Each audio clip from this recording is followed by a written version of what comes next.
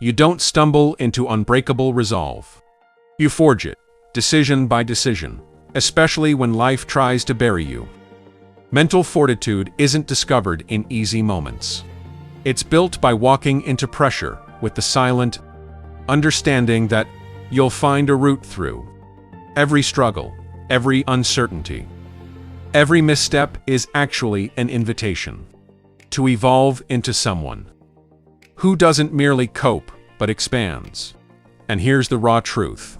Your mind is either your greatest shield or your weakest link, but only if you refuse to train it. Most people wait for perfect conditions to begin. Yet resilience isn't born in comfort. It's hammered out inside discomfort, inside the unknown, inside the seconds when surrender screams loudest, but you take one more stride anyway. This isn't about faking that life is effortless. Strength is not the absence of fear, but the mastery of it. It's about learning to remain rooted when everything around you feels like collapse.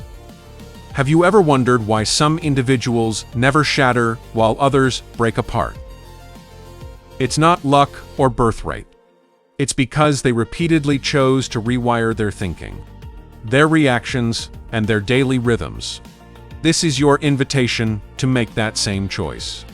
To stop letting circumstances author your identity and to start becoming someone who can move through any hurricane with clarity, nerve, and direction. Because the hurricanes will arrive. But if you condition your mind, they won't own you. They'll carve you.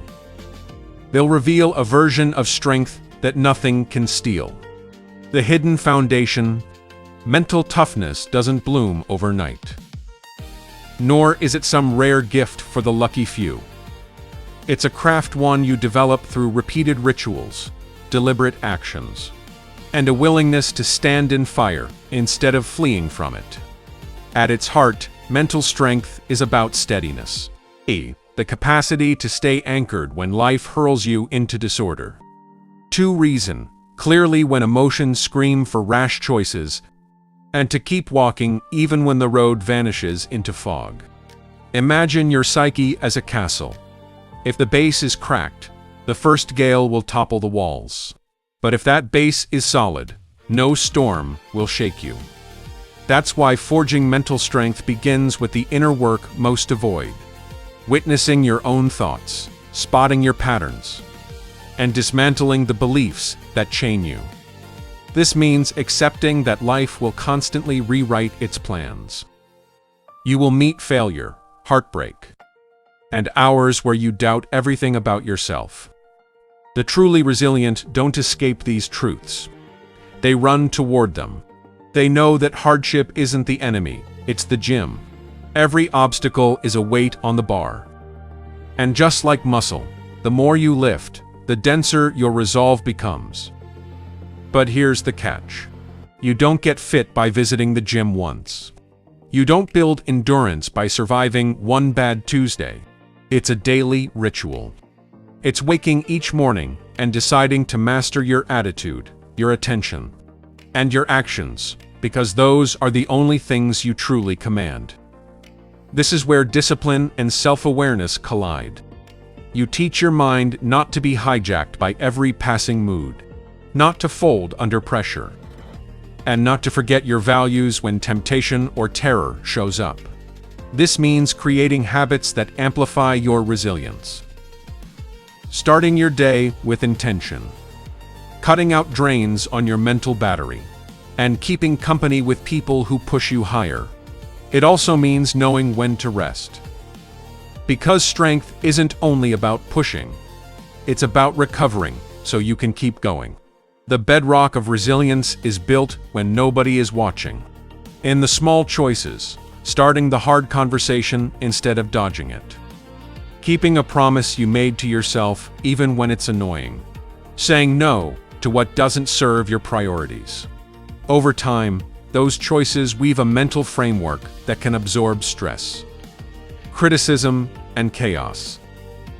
The aim isn't to erase struggle. It's to become someone who can handle struggle without vanishing inside it. If you commit to this, you'll notice that life's storms stop feeling like threats. They become exams you're ready to ace. And with each exam you survive, your foundation grows denser, your confidence deeper, your ability to face the world unshaken. The truth about self-command, self-command, is the bridge between wanting a better existence and actually constructing it. Discipline is simply choosing what you want most over what you want now. It's the quiet, rarely celebrated engine that keeps you moving forward after motivation has packed its bags and left. People often think discipline means living without constant sacrifice and rigid chains. But real discipline isn't punishment. It's liberation. It's the ability to set a heading for yourself and hold to it even when every distraction, excuse, and temptation tries to steer you off course. It's what separates those who talk about change from those who become it. Motivation might light the match, but discipline is the fuel that burns on the days you're tired, uninspired, or completely overwhelmed. To grasp discipline, you must first grasp your why. Without a magnetic reason, discipline feels like a chore. When you know why you're striving, when it means something deep to you, the hard choices get easier. Waking early to train, refusing a bad habit, grinding on a goal after a long day. All of it becomes bearable when you connect it to something that matters. Your why is the anchor in rough seas. Without it, you drift, chasing whatever feels good now, but never building anything lasting. Discipline also feeds on structure. Willpower alone isn't enough. You must design your environment to back your goals. Remove easy temptations. Organize your time on purpose. Set up small, winnable steps that lead to bigger victories. When you rely only on raw will, you set yourself up for burnout. But when you build systems, habits, routines, clear limits, you make discipline automatic. You don't wrestle with the same decision every day because the decision was made long ago. And here's what most miss. Discipline is not perfection. You will slip. You'll have days you don't follow through. The difference between those who stay disciplined and those who quit is how they react to those moments. The disciplined person doesn't drown in guilt. They simply restart. They understand that one missed day doesn't ruin the journey. Quitting does. The reality is, discipline is an act of self. Every time you keep a promise to yourself, you reinforce the belief that you can trust yourself. And the more you trust yourself, the bigger your goals become, because you know you have the strength to finish them. It's a self-feeding cycle. Discipline builds trust. Trust drives bigger action. Bigger action creates better results. When you master this, you stop chasing fleeting inspiration and start building a life that is consistent, stable, and aimed exactly where you choose. That's the real power of self. Not just surviving hard days, but transforming into someone who refuses to abandon what matters most. Welcoming fear and unease. Fear and unease, two emotions most people devote their lives to dodging. Yet they are also two of the most powerful signals that you're standing at the edge of expansion. We've been trained to see them as enemies, warning signs that something is broken, that we should retreat to safety. But look closer. Fear often points directly to where you need to grow. And unease is your body's way of saying you're stepping into something new, something uncertain, something that counts. The problem isn't feeling fear. It's letting fear steer your life. People who are mentally strong know that fear is not a stop sign. It's a signal to prepare, to focus, and to step forward with eyes open. Think about every meaningful win in your life so far. Chances are fear and unease were standing right next to you when you took those steps. Your first major job interview, a difficult conversation you wanted to avoid. a leap into a new opportunity you weren't sure you could handle. The shaking hands, the racing pulse, the inner whisper of what if this fails. Those are not signs of weakness. They are signs of significance. The challenge is to stop reading them as warnings to flee, and start seeing them as proof that you're exactly where you need to be. Reframing fear means asking different questions. Instead of what if I fail, ask what could I gain if I try. Instead of what if this is too hard, ask what strength will I build by facing this. Unease, too, can be transformed when you shift your relationship with it.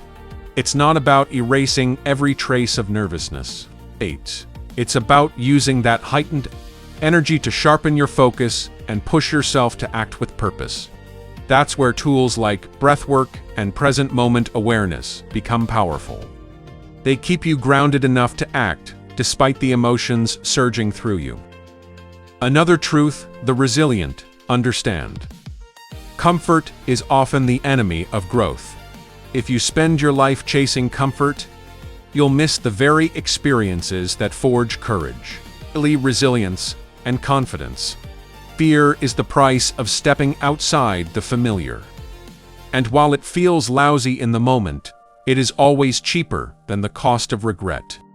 The more you deliberately face fear, the more you realize it rarely had the power you imagined. What once felt impossible becomes normal. What once terrified you becomes just another part of life. By welcoming fear and unease, you train your mind to see them not as obstacles, but as guides. They point you toward the work that matters, the challenges that will expand your capacity, and the risks that could transform your life. You stop being controlled by what if, and start living in even if it's hard. Even if I'm scared, even if I fail, I will still try. That mindset is where true mental strength lives, because it means you are no longer at the mercy of your fears. Instead, you're using them as rocket fuel. And once you learn that, almost nothing in life can hold you back. Building winning routines. The truth about success, whether in career, health, or relationships, is that it's rarely the result of one giant effort. Far more often, it's the result of small, repeated actions that compound over time. Winning routines are the engine behind lasting change. And they're also the quiet proof of your commitment to yourself. But here's the hurdle. Building them isn't about doing something once. It's about making it part of your identity. Routines are powerful because they remove the need for constant decisions. Once something becomes automatic, you stop fighting yourself to get it done. It just happens, like locking the door at night. And that's when real progress begins. Most people fail at building positive routines because they try to flip their whole life overnight. They go from zero to goals that demand impossible willpower. But mental strength is built by starting tiny and staying steady. If you want a reading habit, start with 10 minutes a day instead of forcing an hour. If you want to exercise regularly, commit to short, achievable workouts until the rhythm feels natural. These small wins create momentum. And momentum makes it easier to keep going even on zero motivation days. One of the most effective methods is to anchor new routines to something you already do. That's called habit stacking, connecting a new action to an existing one so it fits naturally into your day. For example, if you want to start meditating, decide to do it right after brushing your teeth by attaching the new routine to an established one. You reduce the friction of starting and make it more likely to stick. Your environment also plays a huge role. If your surroundings constantly tempt you to break your routines, you'll struggle. But if you design your space to support your goals, like keeping healthy snacks visible and hiding junk food, you make it easier to follow through. Tracking your progress is another key. There's something deeply motivating about seeing your streaks, your repetitions, your effort laid out in front of you. It turns the routine from an abstract idea into something real. And when you inevitably miss a day, don't call it failure. Call it part of the process. Missing once doesn't erase all your work. Quitting does. Small daily disciplines, repeated over years, create unshakable character. The real magic of winning routines is that they don't just change what you do. They change how you see yourself. Each time you keep a routine, you send a message. I am someone who follows through. Over time, that identity shift makes it easier to maintain. Cool routines because they're no longer just tasks, they're part of who you are. When you build your life around small, consistent actions that align with your values, you create a structure that makes mental strength sustainable. And as those routines compound, you'll realize the person you've become is the sum of hundreds of tiny choices, made when no one else was watching. That is the real power of habits. They turn effort into identity, and identity into lasting success. The practice of presence. Presence isn't about sitting in silence for hours or erasing all thoughts. It's about learning to live fully in the current moment without letting the noise of yesterday or the worry of tomorrow pull you away. In a world that constantly demands your attention, presence is the skill that lets you slow down enough to actually notice what's happening, both around you and inside you. It's the act of paying attention on purpose. Whether you're drinking morning coffee, walking to work, or talking with someone you love, when you practice presence, you're not racing ahead or replaying the past. You're here now. And that simple shift changes everything. The reason presence is so critical to mental strength is that it gives you control over your attention, which means it also gives you control over your reactions. When you're present, you can observe your thoughts and emotions without being ruled by them. That pause, the space between trigger and response, is where your power lives. Instead of reacting impulsively, you respond with clarity. Instead of being dragged into every negative thought, you can watch it pass and decide if it deserves your energy. Over time, this ability to stay aware without being consumed by every passing feeling becomes one of your greatest tools for resilience. One of the most practical ways to bring presence into your life is to anchor it to everyday moments. You can practice mindful breathing while waiting in line. Take a few seconds to truly taste your food. Pause before answering a conversation to fully hear what the other person is saying. These small moments of awareness train your mind to stay focused and calm, even in situations that would normally trigger stress or frustration. And when life throws challenges at you, your practice pays off.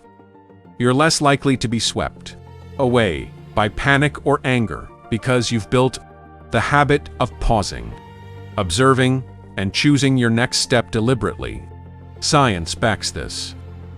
Research shows that regular presence practice reduces stress, improves focus, and even strengthens the immune system. It literally changes the brain, increasing activity in areas responsible for decision-making and emotional regulation. But beyond the science, there's a quiet power in simply being present. It deepens relationships because you're truly listening. It makes experiences richer because you're actually there for them instead of lost in thought. And it allows you to face difficulties with steadiness because you're not tangled in what-if scenarios. You're dealing with what is. Presence is not about detaching from life. It's about engaging more deeply to daily practice of showing up for yourself and for the moment you're in, without judgment and without rushing past it. The more you cultivate it, the more you realize that the present moment, this breath, this choice, this step is where all your real power lives. And when you live from that place, distractions lose their grip. Stress becomes manageable. mental strength stops being an abstract concept and becomes the way you move through the world every single day. The strength of thankfulness. Thankfulness is often misunderstood as something you practice only when life is good, a pleasant emotion that shows up when everything is in order. But real thankfulness, the kind that strengthens your mind and builds resilience, isn't about waiting for perfect conditions. It's about choosing to focus on what's right, even when life feels wrong. It's about training your attention to see what's present, instead of obsessing over what's missing. This shift doesn't mean you ignore problems. It means you refuse to let them blind you to the things that still make life worth living. When you practice thankfulness consistently, you begin to notice how it changes your mental state. It quiets the endless comparisons that fuel dissatisfaction. It softens the pull of negative thoughts that try to convince you that you'll only be happy when you have more, do more, or become more.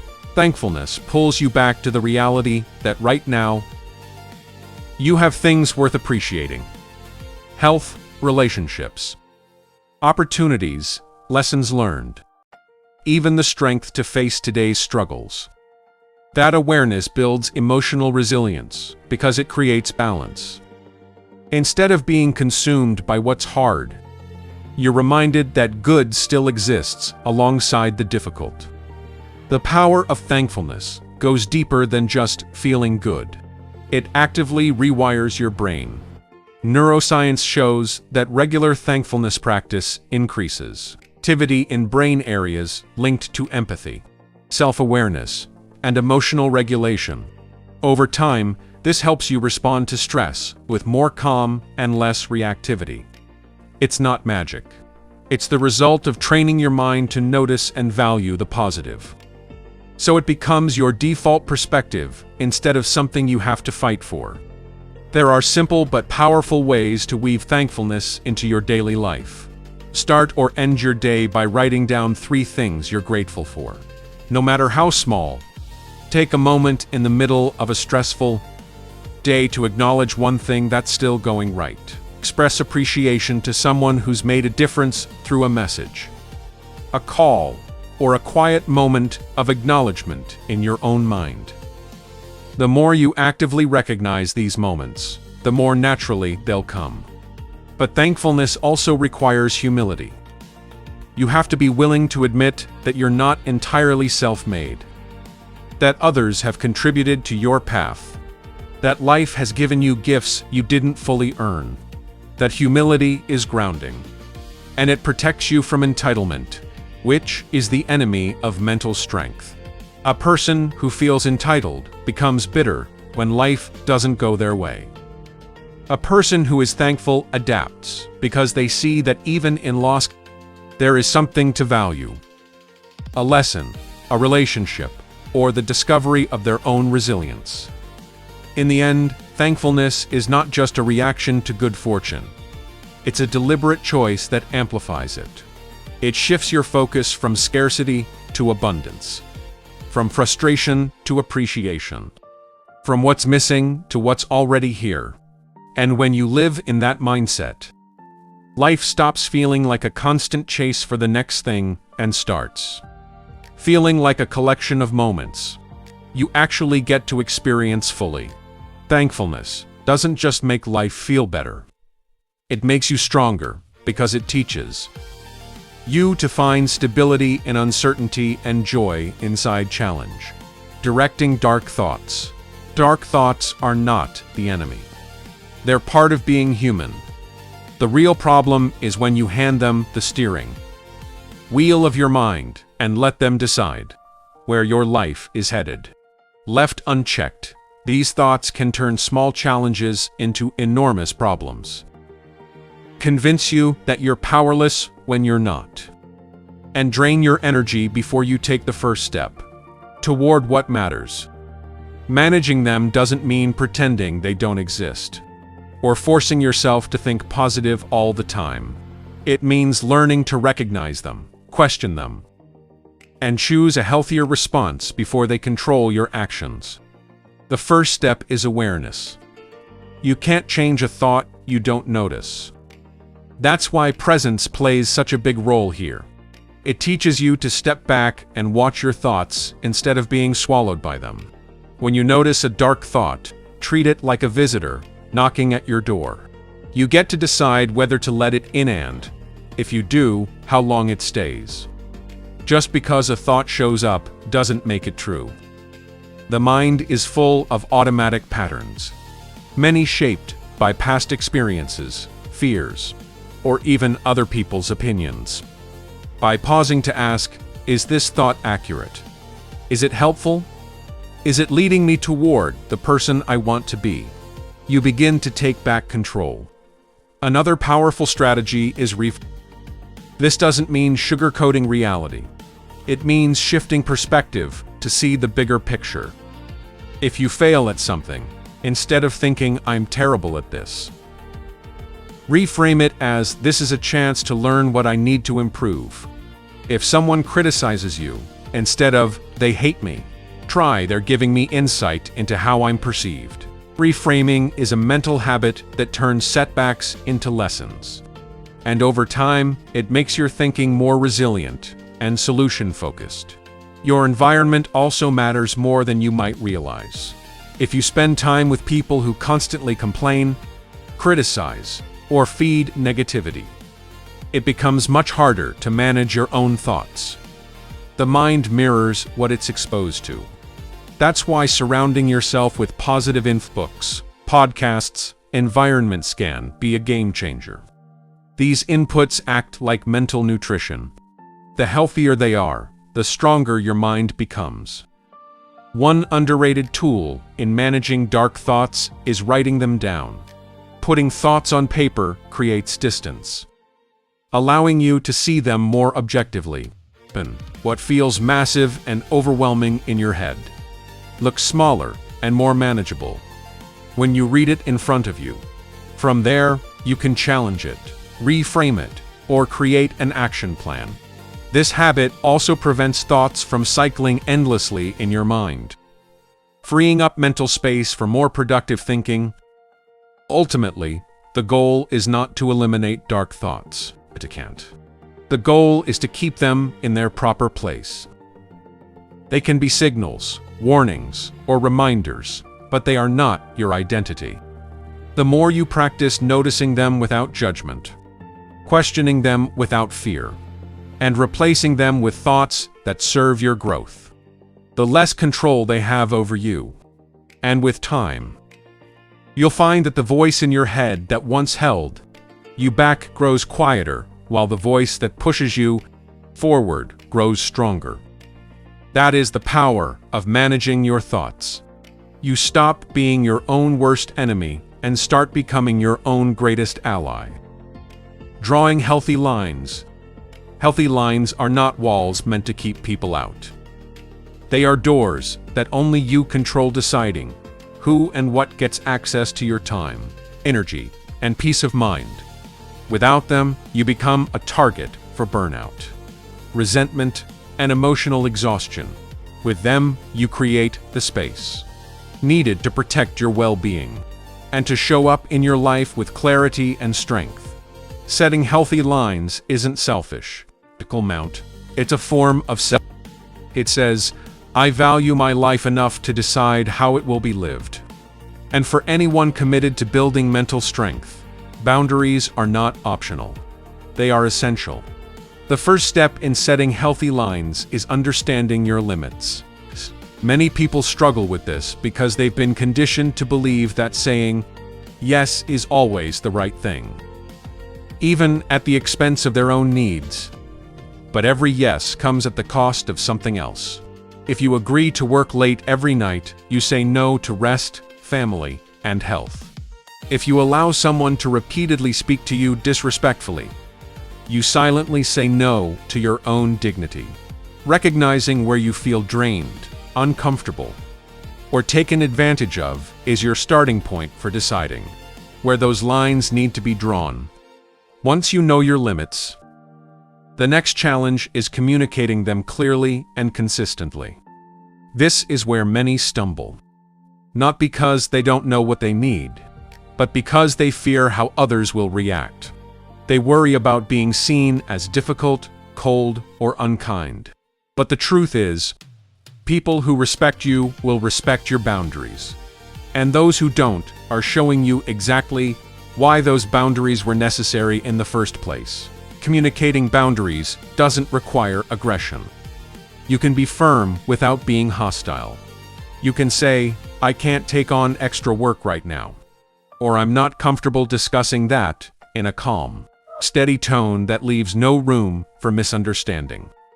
Of course, setting a boundary is only half the battle. The real test is enforcing it.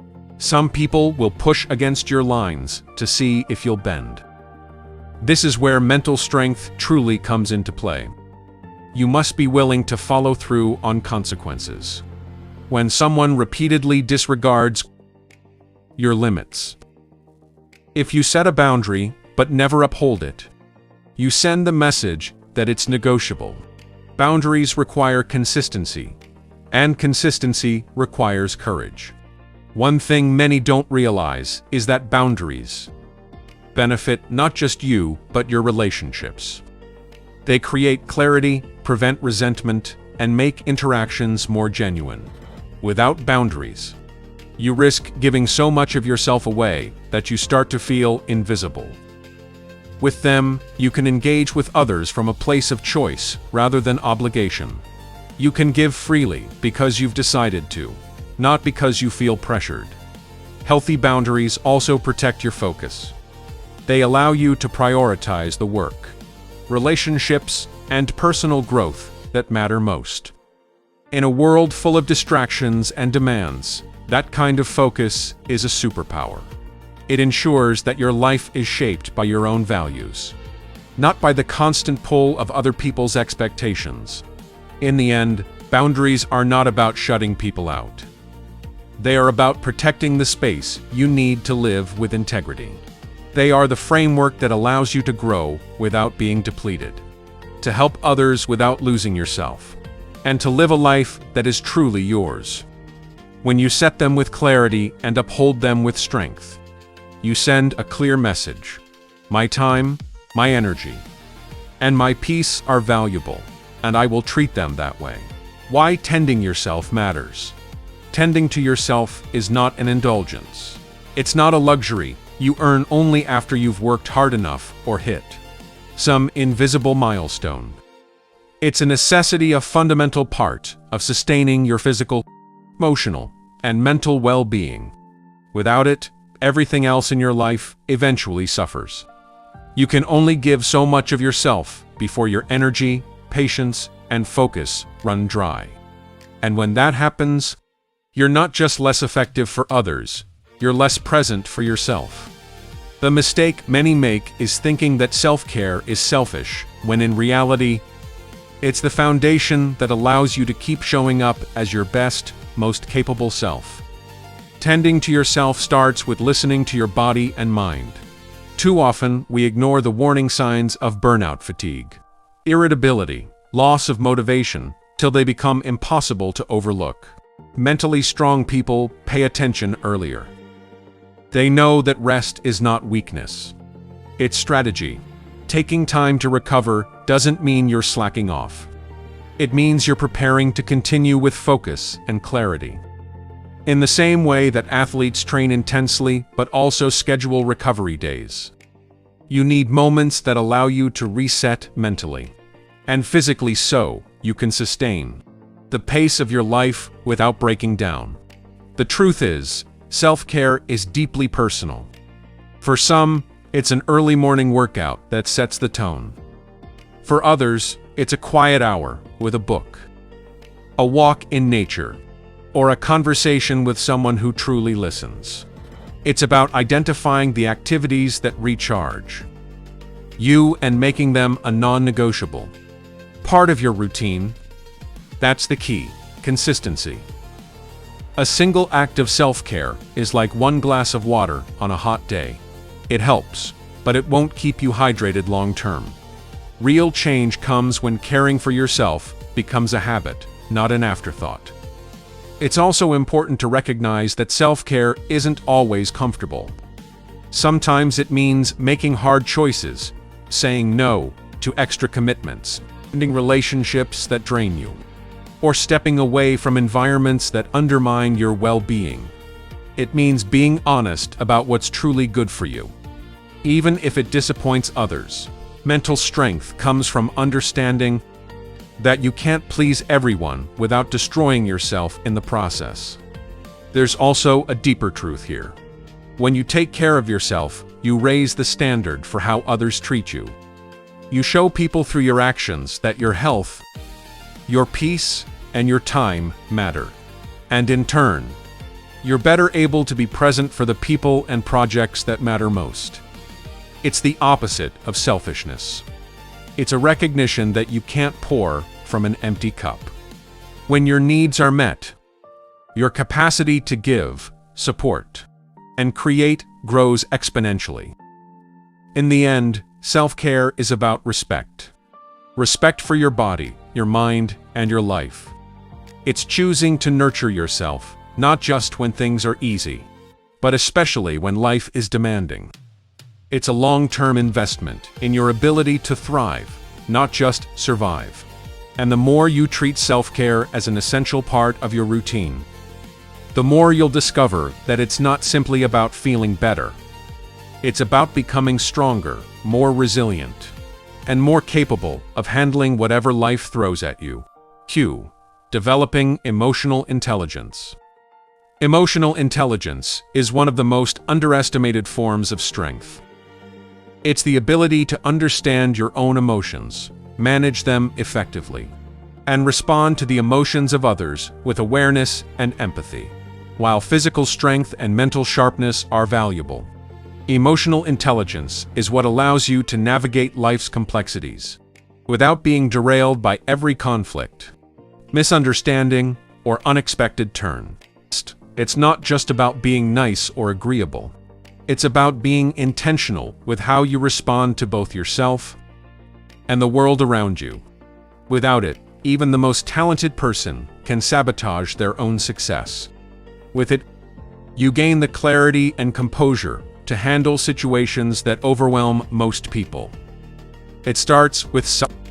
You can't manage what you don't understand, and that includes your emotional triggers. When something frustrates you, do you lash out? When you're anxious, do you shut down? Self-awareness means taking time to recognize these patterns and understand the why behind them. Instead of being at the mercy of your feelings, you become an observer, capable of choosing your responses. Rather than being pulled into automatic reactions, this is where mental strength and emotional intelligence overlap. The stronger your self, the less likely you are to let temporary emotions create permanent damage. The next layer is self-regulation. The ability to stay composed, even when emotions run high. This doesn't mean you suppress your feelings or pretend they don't exist. It means you acknowledge them, but you don't let them dictate your actions. If anger rises, you pause before speaking. If fear takes hold, you breathe and assess before deciding. Self-regulation is like having an internal brake system that prevents you from driving straight into regret. It's a skill that requires practice, especially in moments of tension. But over time, it becomes one of your greatest assets. Then comes empathy. The ability to understand and connect with the emotions of others. Empathy doesn't mean agreeing with everyone or letting emotions override logic. It means seeing things from another person's perspective and recognizing the feelings driving their behavior. This ability strengthens relationships, builds trust, and allows for more effective communication. When people feel understood, they're more open to listening, collaborating, and finding solutions.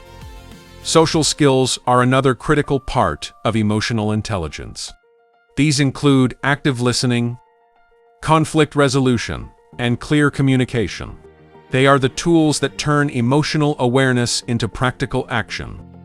A person with high emotional intelligence can diffuse tension, navigate disagreements, and inspire cooperation even in challenging circumstances. Finally, emotional intelligence involves self-motivation, the capacity to keep moving toward your goals regardless of setbacks, driven by purpose rather than external rewards. People with strong emotional intelligence know how to channel their emotions into action, turning frustration into determination and disappointment into renewed effort. The beauty of emotional intelligence is that it's not fixed. You can develop it with intention and practice. Start by paying closer attention to your emotional patterns, both in calm moments and in times of stress. Reflect before reacting. Ask questions before judging. And always remember that strength isn't just measured by how much you can endure. It's also measured by how wisely you can navigate the emotions that come with endurance. When you cultivate emotional intelligence, you're not just improving your mental strength, you're giving yourself the tools to connect deeply, communicate effectively, and live with balance in an unpredictable world. Building your circle. No one becomes mentally strong in isolation. Strength may be forged inside you, but it's sustained and reinforced by the people you choose to keep close. A strong circle doesn't mean surrounding yourself with people who only tell you what you want to hear. It means building a network of relationships that challenge you, encourage you, and hold you accountable to the best version of yourself. These are the people who remind you of your capabilities when you forget, who offer perspective when you're stuck in your own head, and who give you the kind of feedback that pushes you to grow even when it's uncomfortable. The first step in building your circle is being intentional about who you allow into your inner ring. Not everyone deserves a front row seat to your life. Mentally strong people understand that relationships either feed your growth or drain it. There is rarely a neutral in between. This means seeking out individuals who align with your values, respect your boundaries, and demonstrate consistency in their words and actions. It also means distancing yourself from those who constantly criticize without offering solutions, take without giving, or pull you away from your goals instead of toward them. A strong circle is built on mutual investment. It's not just about having people to lean on. It's about showing up for them as well. This reciprocity creates trust. And trust is the backbone of any relationship that can weather life's inevitable storms. When challenges arise, you don't just have people who will listen. You have people who will actively help you find solutions and take action. But here's the reality. Support systems don't happen by accident. They require cultivation. This means making time to connect regularly, being honest about your struggles, and allowing yourself to be vulnerable. Vulnerability is often mistaken for weakness, but in truth, it's what deepens relationships. When you open up about your challenges, you give others permission to do the same, creating an environment where honesty thrives and where real help can be offered without judgment. Your circle should also be diverse in perspective and experience. Having people from different backgrounds, professions, and life stages allows you to see problems and solutions from multiple angles. Sometimes the most valuable insight comes from someone who isn't in the same situation as you because they can view it without the emotional weight you carry, and perhaps most importantly, a strong circle should inspire you. Being around people who are disciplined, resilient, and purpose-driven will naturally influence you to hold yourself to a higher standard. This is why it's said that you are the average of the 5 people you spend the most time with. Your environment shapes your mindset, whether you realize it or not. Building a circle is not about creating dependency.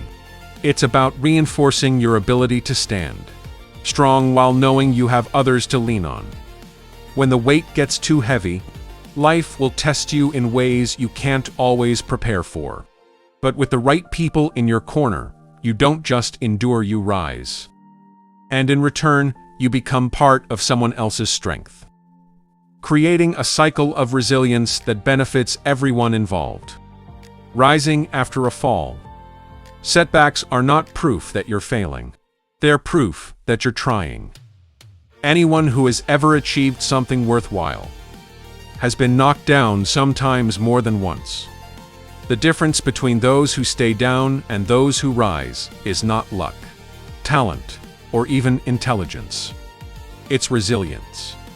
Resilience is the decision, again and again, to get back up. Adjust your approach, and keep moving forward even when the road ahead feels endless. Mentally strong people know that setbacks are not the end of the story. They are simply chapters in the process of becoming who you're meant to be.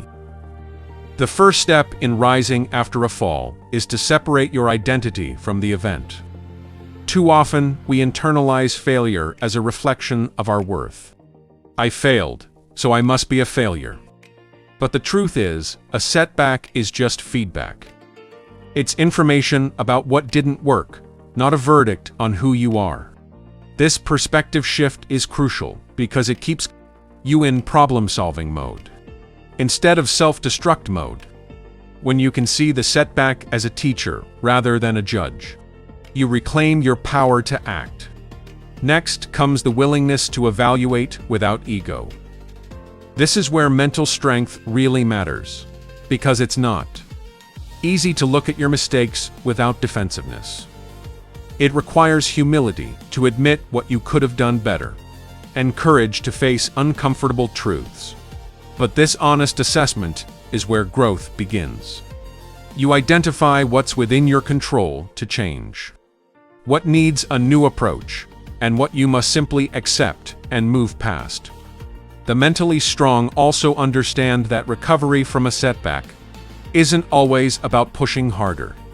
It's about adjusting smarter. Sometimes that means taking a short pause to regain clarity before making your next move. Other times it means pivoting entirely, letting go of a path that's no longer serving you. Adaptability is key, because the same strategy that failed you once will fail you again if you don't learn from it. It's also important to manage the emotional impact of setbacks. Disappointment, frustration, even grief are natural responses. Allow yourself to feel them, but don't set up camp there. Use tools like journaling, talking with your circle, or physical activity to process those emotions so they don't harden into self. Finally, resilience is built in small steps. After a setback, the next move doesn't have to be massive. It just has to be forward. Even a small win can restore momentum and rebuild confidence.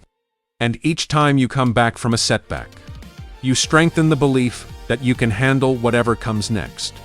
Over time, you realize that setbacks are not detours from the path. They are the path.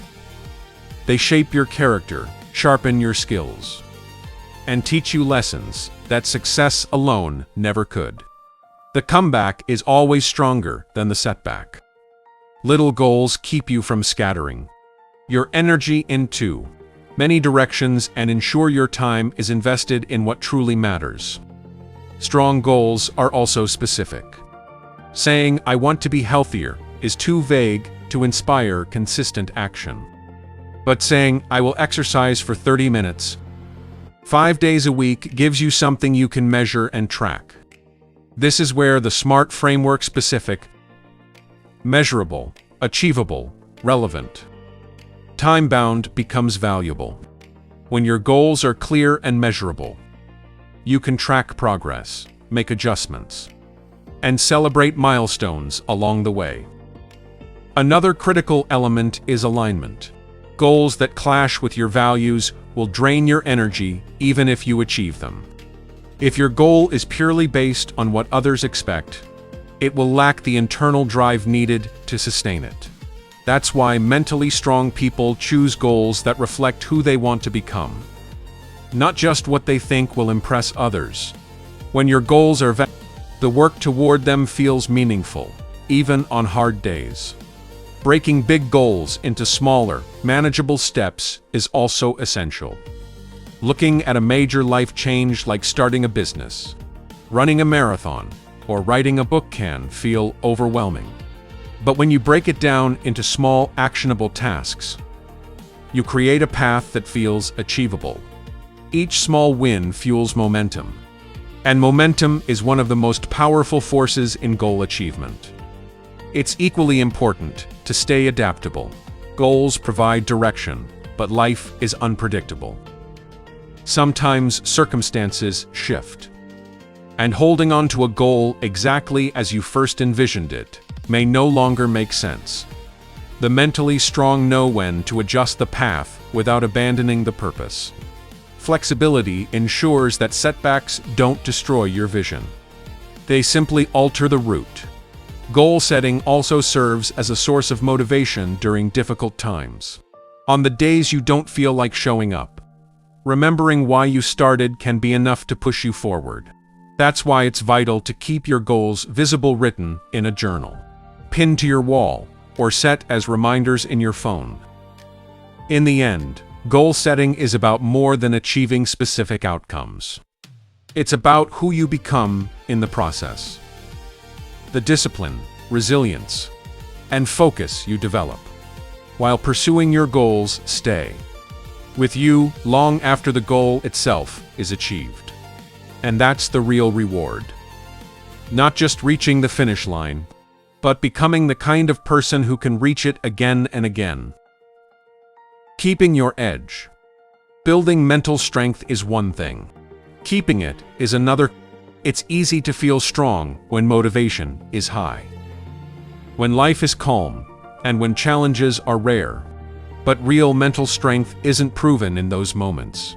It's tested over the long run in the grind of daily life, in the stretches where progress feels slow, and in the seasons when challenges keep coming without warning.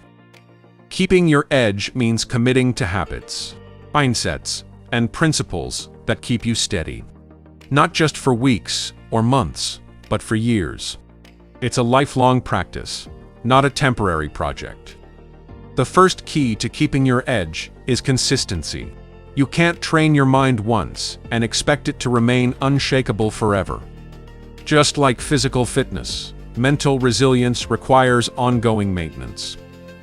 That means regularly practicing the habits that keep you centered, presence to stay aware, thankfulness to maintain perspective, goal setting to stay focused, and boundaries to protect your energy. These habits act like pillars of a structure. Remove one, and the whole thing weakens over time. Consistency doesn't mean perfection. It means showing up for yourself repeatedly, even when you don't feel like it. Adaptability is the second key. Life changes. What worked for you last year might not serve you now. People who keep their edge know how to adjust their routines, strategies, and perspectives without losing their core values.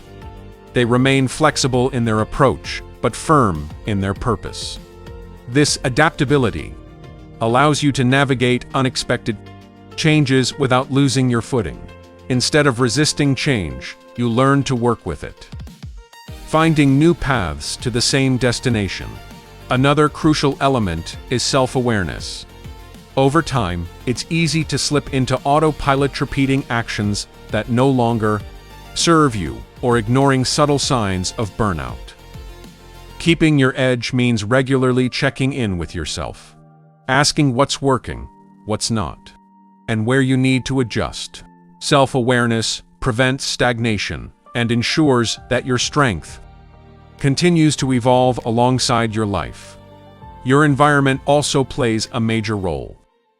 The people, places, and information you surround yourself with either reinforce your mental strength or slowly erode it.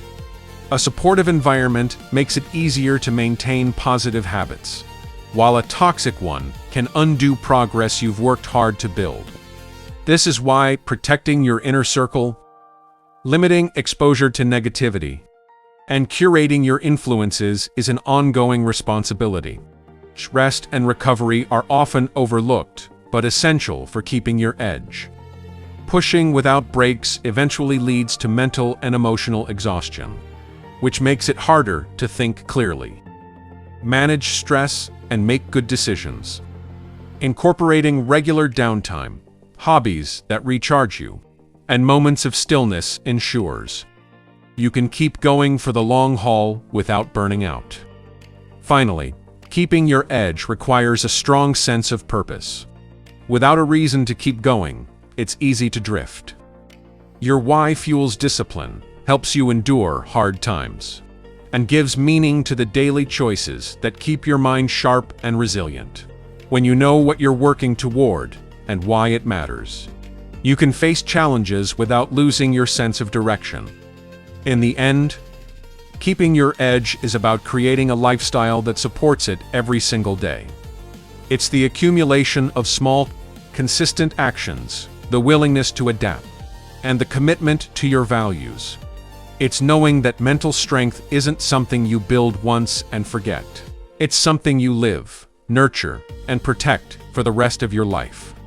And the reward for that effort is a mind that can weather any storm, a spirit that stays grounded, and a life lived with clarity and resilience no matter what comes your way.